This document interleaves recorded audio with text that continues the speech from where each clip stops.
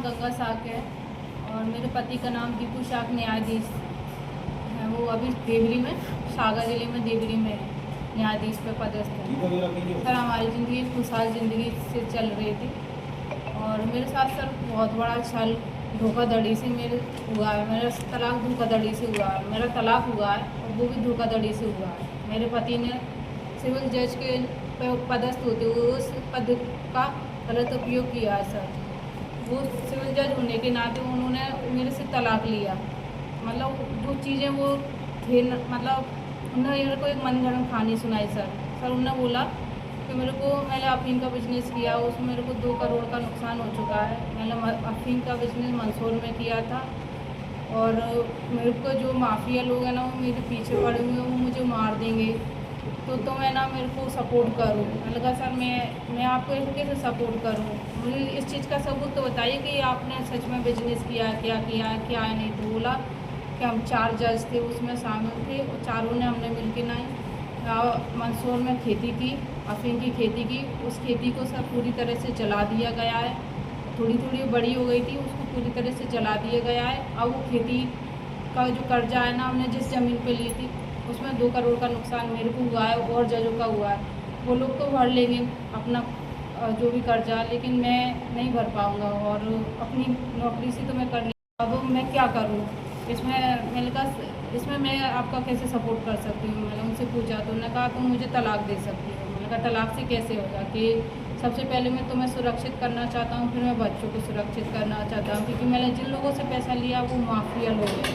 Mafia लोग कभी भी मेरे को मार सकते हैं, कभी भी मेरे पे हमला कर सकते हैं या मेरा एनकाउंटर करवा सकते हैं या मेरा एक्सीडेंट करके ऐसे मेरे को कुछ भी कर देंगे।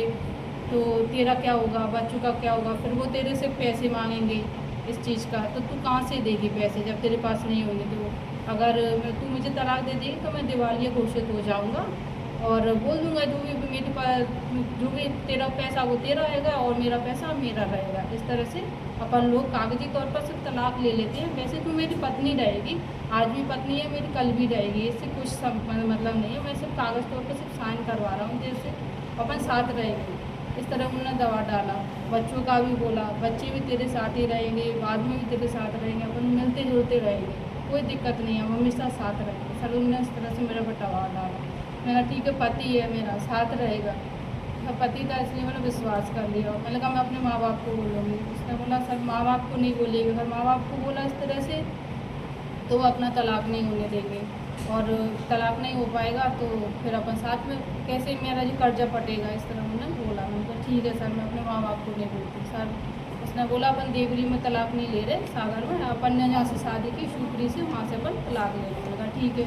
हम लोग गए 11 जुलाई को, सर 11 जुलाई 2024 को हमारी वहाँ पर फाइल हुई।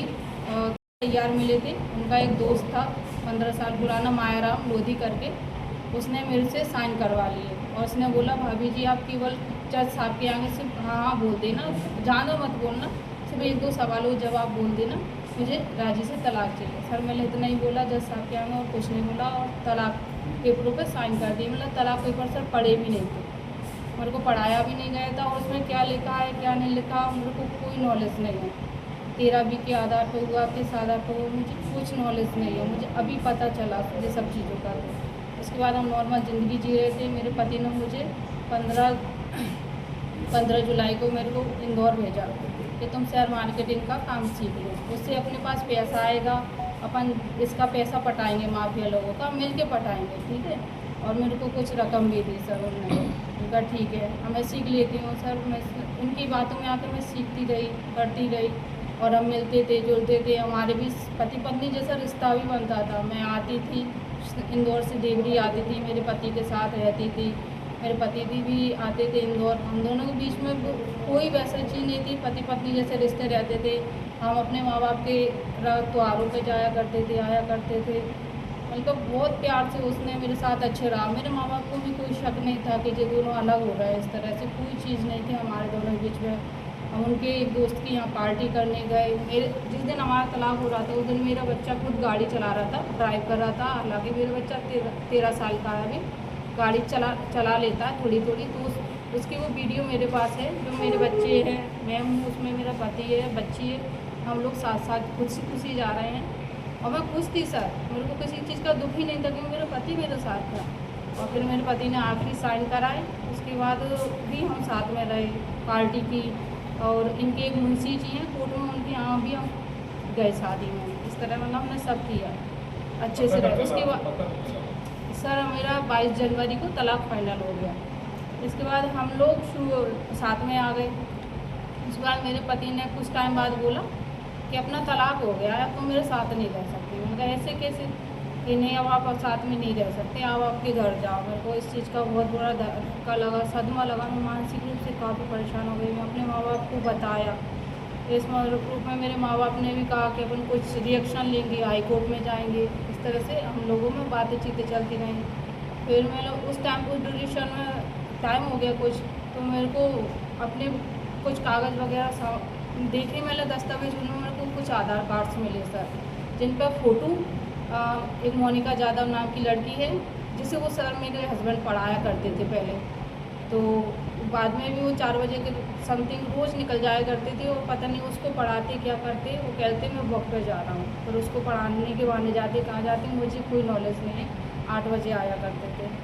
तो मेरे को आधार कार्ड्स मिले सर, उस पर आधार कार्ड मेरा था, नंबर मेरा था, नाम मेरा था, फ़ोटो मोनिका यादव का लगा हुआ था। तो मैंने सर के आशीष पाल नाम के एक बंदे हैं जो उनके पति थे, तो मैंने उनसे संपर्क किया। तो क्या उनका भी मुझे पता चला कि उनकी भी वाइफ घर छोड़ के चली गई। तो मेरे को उनसे पता चला कि मुझे शक है सर वो दीपू शाह के यहाँ ही गई हुई है, क्योंकि वो लोग अलग अलग नंबर से भी बात किया करते थे। सेम नंबर से बात नहीं करते थे मेरे हस्बैंड, दूसरे नंबर से बात करते थे। मेरे पास वो नंबर भी है। आपको अभी केवल शक है, कंफर्म नहीं है? सर मेरे को ये शक है कि शायद वो उनके यहाँ ही गई हैं, क्योंकि कंफर्म मैं कैसे बोल सकती हूँ, मैंने देखा नहीं है कि वो उनके पास ही है कि नहीं है। इसमें सच्चाई कितनी है? जो अफीम की खेती थी उसमें सच्चाई कितनी है कि उसमें 3 जज और हैं उनके अलावा? सर सच्चाई का मुझे को कोई नॉलेज नहीं है, क्योंकि उन्होंने मेरे को बताया था कि वो जल गई है, और एक लड़का था उसका बोला कि वो मर चुका है। मंदसौर के कौन से संदे थे?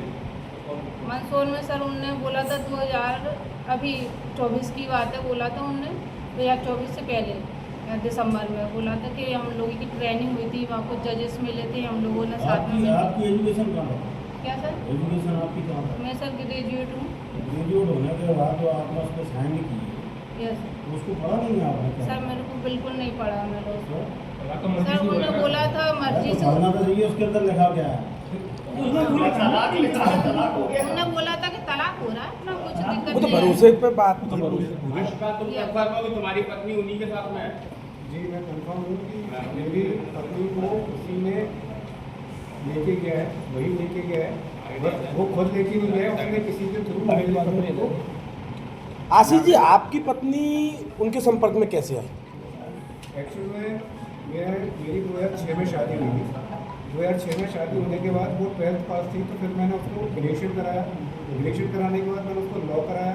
लॉ कराने के बाद फिर मैंने उसको बीएड कराया। बीएड के बाद मैंने पीजीडीसीए कराया। फिर 2018 से मैंने उसको सिविल जज की तैयारी करवाई।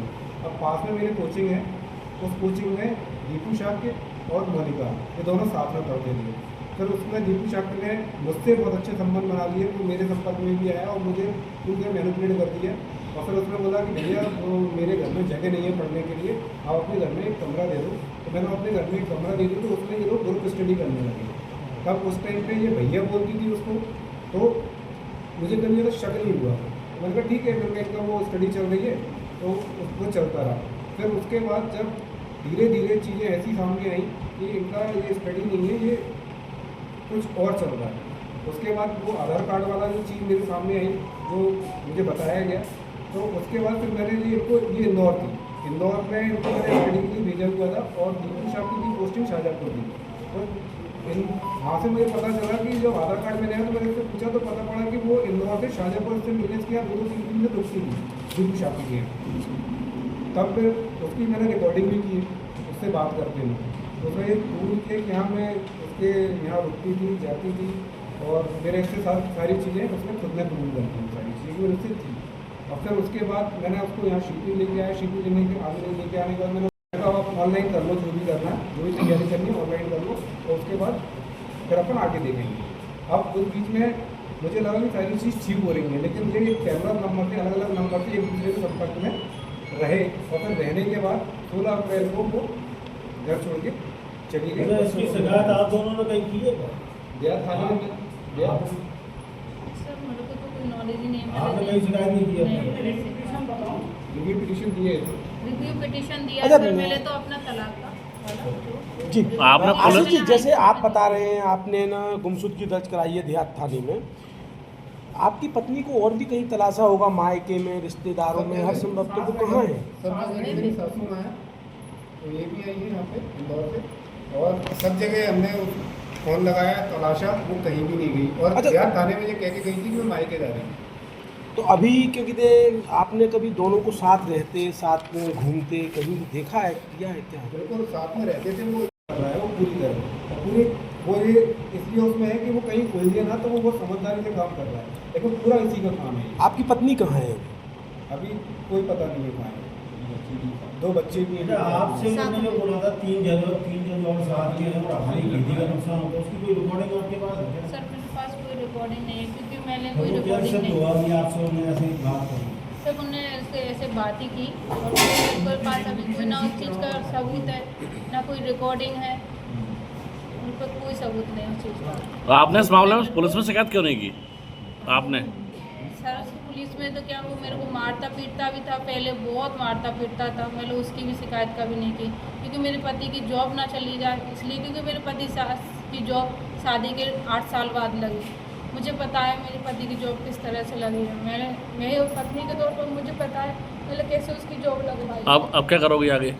सर मुझे खुद पता नहीं है मैं अब आगे क्या करूँगी, क्योंकि मैं भी पढ़ी लिखी जरूर, लेकिन मेरे पास कोई जॉब नहीं है, कोई कमाने का धंधा नहीं है। मेरे 2 बच्चे हैं, बच्चे कहाँ पर? बच्चे भी मेरे पति ने रख लिए। बच्चे दोनों आपके नहीं है पास? सर, उसमें जे भी लिखवा लिया उसने कि बच्चे मेरे पास ही रहेंगे। मेरे बच्चे भी मेरे से ले लिया, मेरे से बात भी नहीं कराता, ना मेरे को मिलने जुलने देता, पुलिस की धमकी देता, पुलिस भी मेरी कुछ नहीं सुन रही। तो आप इनकी शिकायत जब जबलपुर हाईकोर्ट में क्यों नहीं करते? सर मैंने रिव्यू पिटीशन दिया है पिटीशन नहीं, इनकी आप व्यक्तिगत शिकायत हाईकोर्ट करें ना, में, ग्वालियर। जबलपुर हाईकोर्ट में शिकायत करें ना आप। सर दिवालिया मुझे जांच इतनी होगी फिर नॉलेज ही उसमें। नहीं है कहाँ क्या करते हैं, अब उनको पता चलेगा जैसे मैं करूँगी कुछ ना कुछ कार्रवाई।